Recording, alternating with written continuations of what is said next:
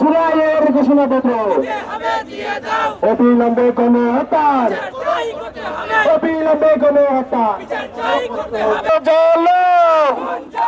চলো চলো চলো চলো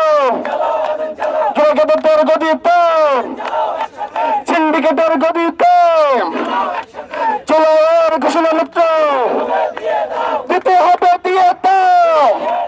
পরিষ্কার করে বলছি, ইন্টারিম আপনি দেখতে পাচ্ছেন আমরা খুবই শান্তিপূর্ণভাবে প্রোগ্রাম করছি, কিন্তু ভুলে যাবেন না এই আন্দোলন যদি তীব্র হয়, আওয়ামী লীগ যেভাবে বাংলাদেশ থেকে চলে গিয়েছে সেইভাবে সমস্ত দালালরা বাংলাদেশ থেকে চলে যেতে বাধ্য হবে।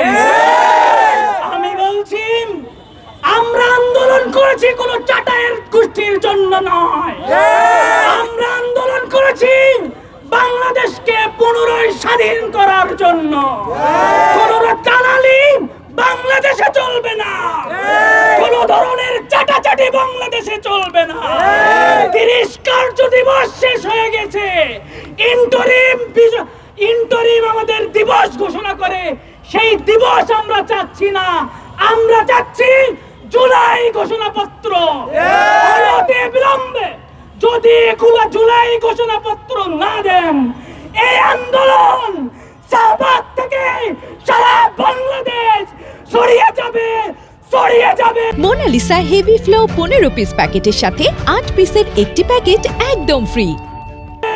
ছড়িয়ে যাবে। এই গভর্নমেন্ট যখন ইন্টারিম গভর্নমেন্ট যখন গঠিত হয়, এই গভর্নমেন্টের ম্যান্ডেট ছিল তারা জুলাইতে যে গণহত্যা হয়েছে সেই গণহত্যার বিচার করবে, দেশের সকল সাংবিধানিক প্রতিষ্ঠানগুলোকে দলীয় লেজুর মুক্ত করবে, ফেসিবাদ মুক্ত করবে, গণমাধ্যমকে ফেসিবাদ মুক্ত করবে, সচিবালয় ফেসিবাদ মুক্ত করবে, যে সকল পুলিশ গুলি চালিয়েছে, টিয়ার গ্যাস চালিয়েছে তাদেরকে বিচারের মুখোমুখি করবে এবং জুলাই ঘোষণাপত্র প্রদান করবে।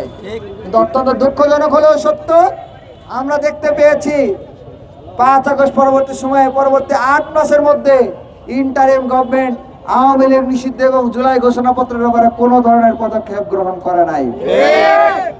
ইন্টারিম গভর্নমেন্টের প্রধান উপদেষ্টা থাকে, ছাত্র জনতার ম্যান্ডেট দেওয়া হয়েছিল ডক্টর ইউনূস সাহেব, তিনি প্রকাশ্যে এরকম ঘোষণা দেওয়ার দৃষ্টতা দেখেছেন যে আওয়ামী লীগকে নিষিদ্ধ করার কোনো সিদ্ধান্ত নাকি ইন্টারিমের নাই। পরবর্তীতে আমাদের বাধ্য হয়ে আমরা যখন টানা আন্দোলন করে গভর্নমেন্টকে বাধ্য করলাম আওয়ামী লীগ নিষিদ্ধ করতে এবং জুলাই ঘোষণাপত্রের দিবে যে এরকম ঘোষণা ওয়াদা আদায় করতে, তারা বলেছিল তারা 30 কার্য দিবসের ভিতরে ঘোষণাপত্র প্রদান করবে। কিন্তু অত্যন্ত দুঃখজনক হলেও সত্য, 30 কার্য দিবস ইতিমধ্যে অনেক আগে অতিবাহিত হয়ে গিয়েছে, কিন্তু এখন পর্যন্ত ঘোষণাপত্র দেওয়া তো দূরের কথা, ঘোষণাপত্র নিয়ে কোন ধরনের রোড ম্যাপ পর্যন্ত ইন্টারিম গভর্নমেন্ট দিতে পারে নাই। আমরা দেখতে পেয়েছিলাম এই 2009 সাল পরবর্তী সময়ে গত 15-16 বছর যাবৎ ভারতের প্রক্সি হিসেবে আওয়ামী ফ্যাসিবাদী নিষিদ্ধ ঘোষিত লীগ যেভাবে বাংলাদেশের মানুষের উপর নির্যাতন চালিয়েছে, ভারতীয় আধিপত্যবাদকে প্রতিষ্ঠা করেছে, সেই আধিপত্যবাদকে 5 আগস্ট বাংলাদেশের মাটি থেকে উৎখাত করা হয়েছিল। ভারতের সর্বশেষ এই আধিপত্যবাদের বিরুদ্ধে কফিনের শেষ পেরেক ছিল জুলাই ঘোষণাপত্র এবং জুলাই বিপ্লবের সাংবিধানিক স্বীকৃতি।